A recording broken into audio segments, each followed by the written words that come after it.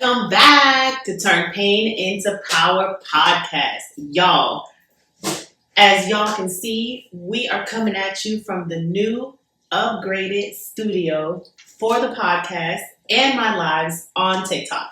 Remember to check out the custom t-shirts and art pieces available on TikTok, PAININTOPOWER shop.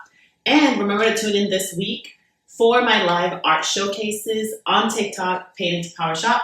And please, remember to thumbs up, like, share, and subscribe to the channel. Now, when you subscribe to the channel, this is how you start turning your pain into power. Yes, y'all, I'm super excited and super proud of myself for pulling this together because it came out so dope. Nicer than whatever I imagined. Today's topic is very dear to me and it's going to hit deep, y'all. So I do want to give a trigger warning because a lot of the times we are healing from trauma, whether it's childhood trauma or trauma from an abusive relationship. And we may not even be conscious that we are facing what is known as post-traumatic stress disorder, also known as PTSD. Today's topic will cover signs that you may be dealing with PTSD from your childhood trauma or from your trauma in general. Number one, you try to expect the worst. You try to confirm the negative thoughts and the negative narrative that you may have experienced growing up, and then you try to project that onto others by expecting the very worst and really thinking the very worst out of people that really may not have the worst intentions. Now, this is number one for a reason, y'all, because I've struggled with this my whole life. And I'm not going to sit here and say I'm perfect. I'm not even going to sit here and say that I'm completely healed because the healing journey is lifelong. Yes. Now, when you are facing PTSD, post-traumatic stress syndrome, these are some of the signs that you will notice will have you repeating the abusive cycle that you may have grown up in. So for me, I realized this in my relationships because I do tend to think the worst out of the individual that I'm involved with. And it's really a way of confirming the negative narrative that replays in your head. A lot of the times, y'all, this is why I had to say a trigger warning, because a lot of the times we're not even aware that we are doing this to ourselves. And this is really like self-sabotaging because the fact that you are trying to confirm this negative narrative and the negative thoughts by putting it on the next person and expecting the very worst and really seeing the worst in any of their actions is really a sign that you are experiencing these triggers. Quick example, if you are trying to heal from trauma and you find yourself thinking that someone is always doing you wrong, perfect example, whether they're not calling you back, whether they're not measuring up to the things that they've said, these are triggers for a person that has dealt with trauma and that has dealt with abusive cycles in their childhood.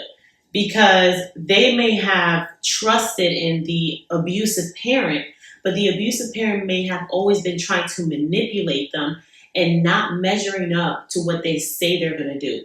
So what ends up happening is that you end up developing trust issues. So what ends up happening is that you start to doubt what everybody says to you.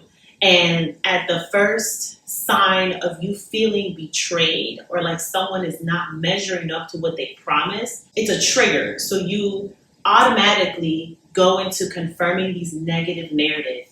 Maybe the narrative is that you're not worthy of love.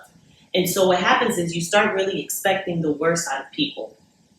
This actually goes into number two, which is the fact that you start self-sabotaging relationships because you really start to believe that everyone is out to hurt you.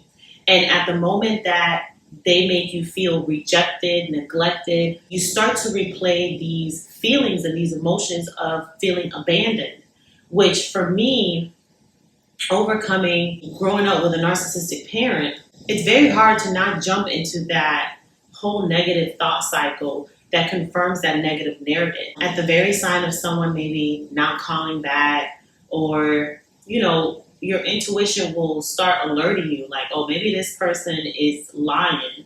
And so you start to jump to thinking that they're trying to betray you or they're trying to betray your trust. And, the way that this self-sabotages you is because you're not really giving anyone a fair chance.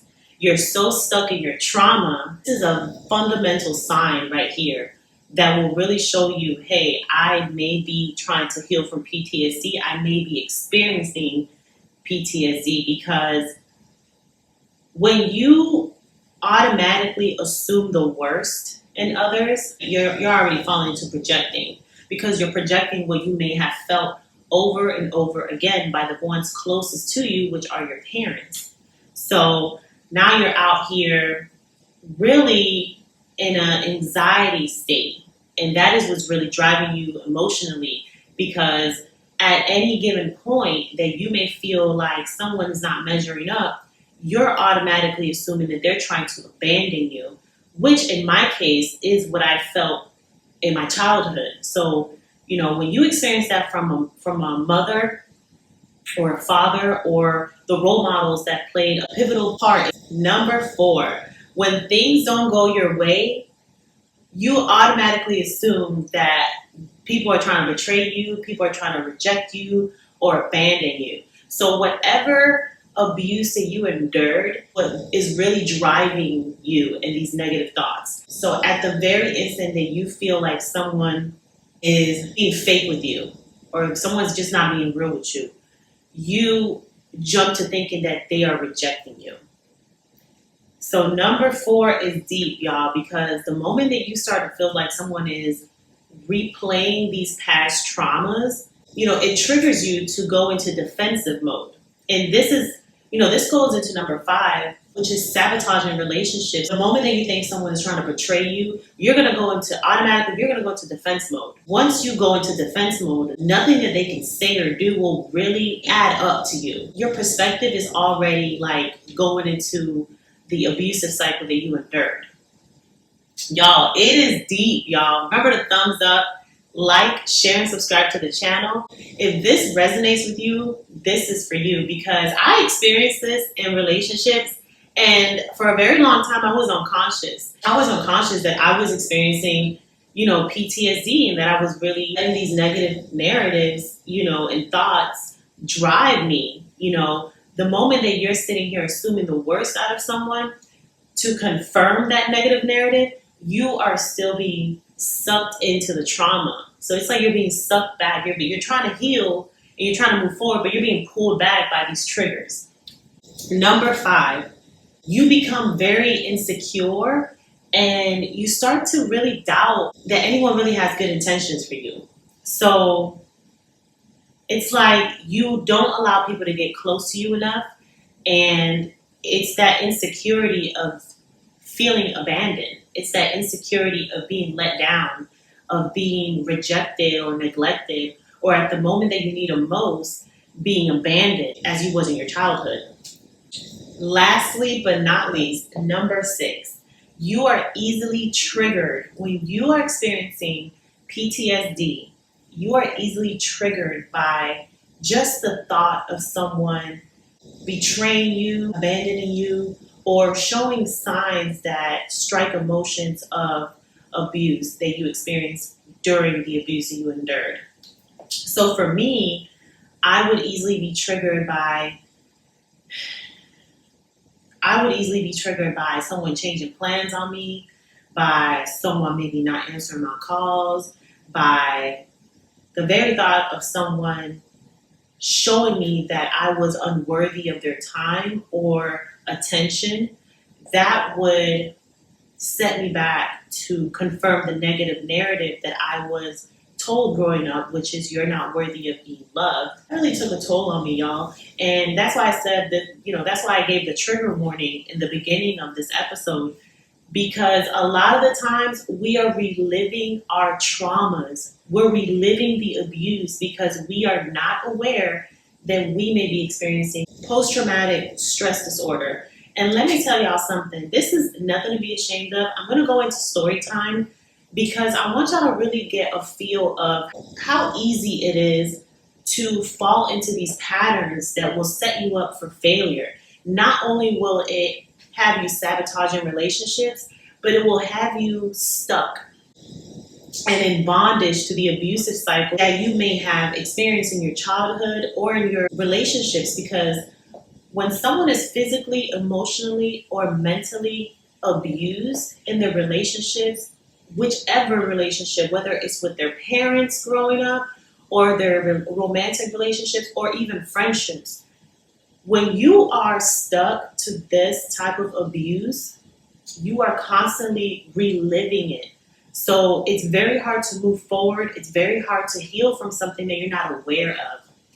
Y'all, I hope this helps. All right, story time. So I remember experiencing these attachment issues very young in my teenage years, when I would get attached to whoever I was in a relationship with a little too soon. I remember how these attachment issues would be driven by my insecurity of feeling abandoned.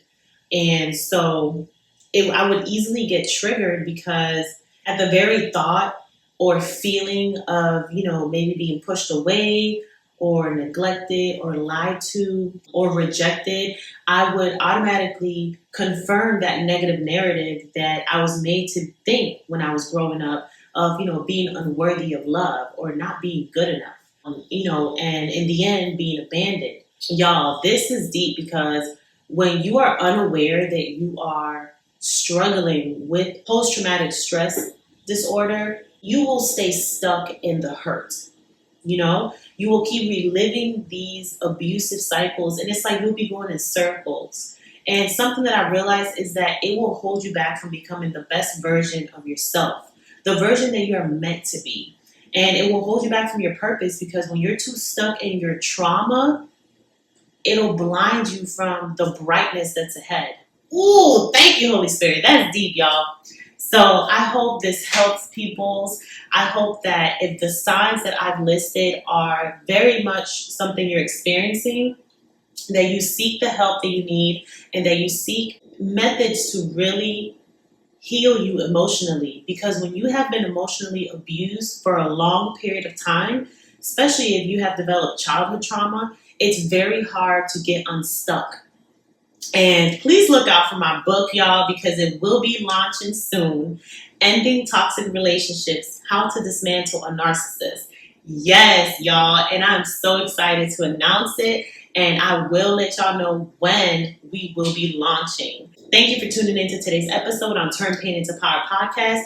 I hope this really gave you the closure that you may have needed, because when you're unconscious to experiencing PTSD, you will be stuck reliving these abusive cycles. And not just that, you will be easily triggered. So it'll emotionally make you up and down. You'll be unstable emotionally. And that, for me, health is wealth.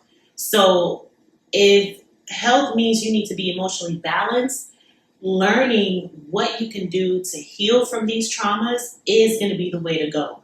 Getting easily triggered, that's a red flag, because you should be stable. There's not a lot of things that are in our control other than ourselves. So when we allow others to control us emotionally, mentally, and physically, in the end, it is not healthy.